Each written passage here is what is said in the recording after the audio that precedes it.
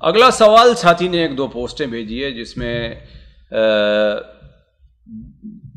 Doctor اسرار احمد صاحب کی یہ ویڈیو ہے جس میں شیخ محترم بہت ساری ایسی کلپس ان کی آتی ہیں جس میں وہ بار بار یہ کہتے ہیں کہ نظام اسلامی کو جب تک اگر کوئی نہیں مانتا چاہے وہ کتنا بڑا عابد ہو زاہد ہو کوئی فائدہ نہیں دیتی ہے، اور حتیٰ کہ انہوں نے اس کلپ میں یہ بھی کہا کہ اگر کوئی نظام اسلامی کے خلاف کوئی قانون پر عمل کرتا ہے تو گویا وہ کافر ہے، مشرک ہے، منافق ہے، سب کچھ گنوا دیا گیا۔ ہاں دیکھیے ڈاکٹر اسرار صاحب اللہ تعالیٰ رحم کرے، ان سے بڑے فائدے بھی ہوئے لیکن بڑے نقصانات بھی ہوئے، اب اس دنیا سے چلے گئے ہیں۔ اللہ تعالیٰ سے میں تو یہی کہوں گا اللہ تعالیٰ ان کی غلطیوں لغزشوں سے درگزر فرمائے، ورنہ ان کے بارے میں کیا کہہ سکتا ہوں۔ مولانا عبدالغفار حسن رحمانی رحمہ اللہ نے ایک بار کہا تھا کہ اس جاہل کو ساحری خوب آتی ہے۔ بڑا مشکل مرحلہ ہے ان لوگوں کا جو صرف اردو پڑھ کر کے قرآن اور حدیث کو سیکھتے ہیں، اگرچہ بعد میں عربی سمجھنے کے لیے انہوں نے کچھ کوشش کی، لیکن کیا ہے وہ اصل اہل علم سے بالکل کٹ کر کے رہتے ہیں، اس لیے ان لوگوں سے اس قسم کی بڑی بھیانک غلطیاں ہوا کرتی ہیں۔ اب میں ابھی ان کے دوسرے عقائد پر نہیں جاتا جو ان کا وحدت الوجود کا اور دوسری جو چیز رہی واللہ عالم، لیکن انہی دو کلپ ایک کلپ ہم نے سنا تو مثال کہتے ہیں ویل للعرب، یعنی عرب کا معاملہ بالکل ان سے فارغ ہے، ان سے کسی خیر کی امید نہیں ہے۔ نعوذ باللہ من ذالک۔ اولا وہ حدیث جو صحیح بخاری وغیرہ میں ہے حضرت زینب بنت جحش کی کہ ویل للعرب من شر قد اقترب، اس کا معنی کیا ہے؟ آپ اس کی مثال ہے کہ آپ نے صرف اتنا لے کہ لا تقربوا الصلاۃ، نماز کے قریب نہ جاؤ، فویل للمصلین، اس کے آگے نہ پڑھو الذین هم عن صلاتهم ساہون، نہ جاؤ۔ اصل پوری حدیث پڑھیے تو آپ کو اندازہ لگے گا کہ اللہ کے رسول صلی اللہ علیہ وسلم بیان فرمایا ویل للعرب من شر قد اقترب فتح اليوم من ردم یاجوج وماجوج مثل هذه۔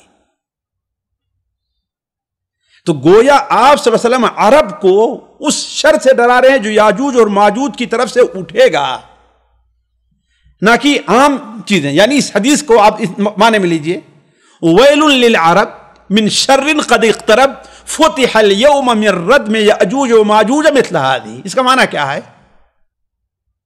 نعوذ باللہ من ذالک، عرب میں کوئی خیر نہیں ہے؟ کہاں ہے حضرت ان حدیثوں سے جس میں صحیح بخاری میں حضرت ابو ہریرہ کی روایت ہے کہ ایمان قریب ہے کہ سمٹ کر کے مدینہ منورہ میں رہ جائے، جس طریقے سے سانپ اپنی دور جاتا ہے لیکن آخر میں کہا اپنی سوراخ کے اندر، تو اہل مدینہ عرب نہیں۔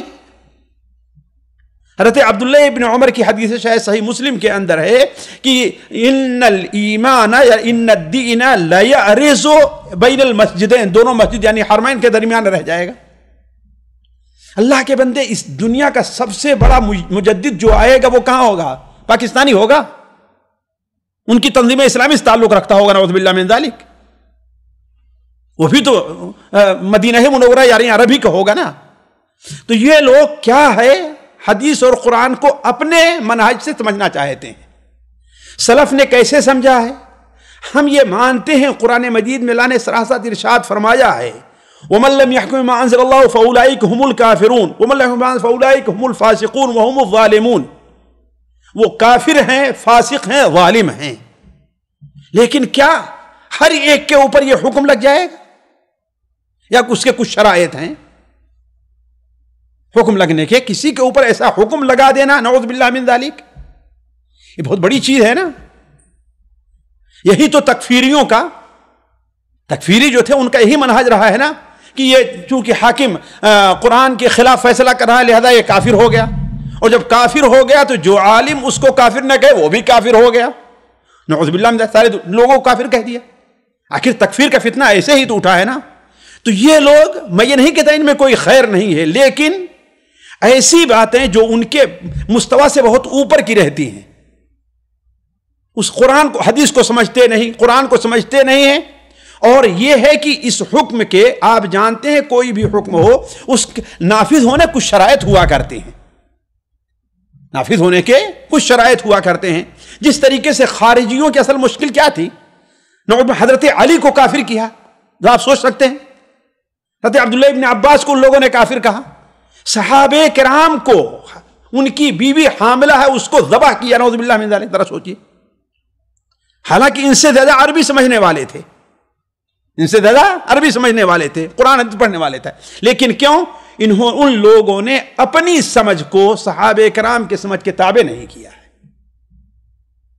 اپنی ایک چیز سمجھ لیے، ہاں بھائی ٹھیک ہے، ورنہ حضرت علی رضی اللہ تعالیٰ نے کہا کیوں؟ اس لیے کہ ان الحکم الا حکم، اللہ کا ہونا چاہیے، اور انہوں نے ابو موسیٰ عاشری عمرو بن عاص کو حکم بنا لیا کہ ہاں بھائی جاؤ فیصلہ کرو، نعوذ باللہ من ذلک۔ تو یہ لوگ جذباتی ہوتے ہیں، اللہ ایک کھلا ذہن دیتا ہے۔ آج ہم دیکھیں ہمارا ہندوستان، پاکستان، ساری دنیا کے لوگ، بہت سے ہماری امت ایسے لوگوں سے مصیبت اور فتنے کے اندر مبتلا ہے، ایسی ان لوگوں سے ظاہر میں بھی آپ ہیں، لیکن ایسا ہوتا ہے کہ اللہ تعالیٰ کی ایک آزمائش ہوتی ہے، ان کی مدت محدود رہا کرتی ہے۔ آزمائش کے لیے اللہ تعالیٰ ایسے لوگوں کو اٹھاتا ہے، لیکن تھوڑے ہی دن کے اندر یہ بلبلے کے طریقے سے بالکل ختم ہو جاتے ہیں۔ تو علی کل حال ان کی یہ جو باتیں ہیں نہایت ہی خطرناک اور غیر علمی ہیں، یعنی ٹھوس علمی بنیاد کے اوپر نہیں ہیں، صرف الفاظ کا، اسلوب کا ہیر پھیر ہے، جس کی وجہ سے وہ وہی بات ہم نے آپ سے جو کہی، مجھے یاد آیا کہ مولانا عبدالغفار حسن رحمانی رحمہ اللہ ہے نا، ان کا قول جو مدینہ منورہ میں وہ حدیث کے پروفیسر تھے، وہ یہ کہا کرتے تھے کہ اس جاہل کو ساحری خوب آتی ہے۔ جی ایسا بولا جا سکتا ہے شیخ؟ میں بڑے عالم کی بات کر رہا ہوں، میں اپنی بات نہیں کر رہا ہوں، میں کچھ نہیں کہتا، ظاہر بات ہے ان کے مقابل میں ان کو جو علم تھا حدیث قرآن کا، بالکل ان کو جاہل ہیں۔ یہ تو وہ ڈاکٹر ہیں، میڈیسن اس میں ڈاکٹری کی ہے، پھر اس کے بعد اپنا مطالعہ جماعت اسلامی میں کچھ دن رہے، ہے کہ نہیں، پھر وہاں سے نکل کر کے اپنی ایک الگ سے شعبہ انہوں نے قائم کیا، ہے کہ نہیں۔ ان کی اگر حقیقت پڑھنا ہے تو بزم ارجمندہ کے اندر مولانا اسحاق بھٹی رحمہ اللہ نے بڑی بہترین بات ان کے بارے میں لکھی، اس کو تفصیل سے پڑھ لیں آپ۔ سامعین اکرام، ہمارے علمی اور عوامی دروس اور سوال و جواب کی مجلسوں سے آپ خود بھی مستفید ہوں اور اپنے دوست و احباب کے ساتھ بھی شیئر کریں۔ عین ممکن ہے کہ آپ کے شیئر سے کسی کی اصلاح اور آپ کے لیے صدقہ جاریہ بن جائے۔ واٹس ایپ پر اسلامک میسج حاصل کرنے کے لیے نمبر نوٹ فرمائیں: یعقوب عزیز 00966 5089 59707۔ واٹس ایپ سوال جو آپ گروپ میں ایڈ ہونے کے لیے نمبر نوٹ فرمائیں: عبدالسلام عمری 00966 502627 نمبر بھیجتے ہوئے نام اور پتہ ضرور لکھیں۔ اسی طرح ہمارے یوٹیوب چینل اسلامی دعویٰ کو ضرور سبسکرائب کریں تاکہ ہماری ہر نئی اور اہم ویڈیو کی اطلاع آپ کو فوری حاصل ہو جائے۔ تمام دروس، مقالات اور سوال و جواب سیریز کے لیے ہماری مشہور ویب سائٹ www.islamidawah.com کا مشاہدہ کرتے رہیں۔ السلام علیکم ورحمۃ اللہ وبرکاتہ۔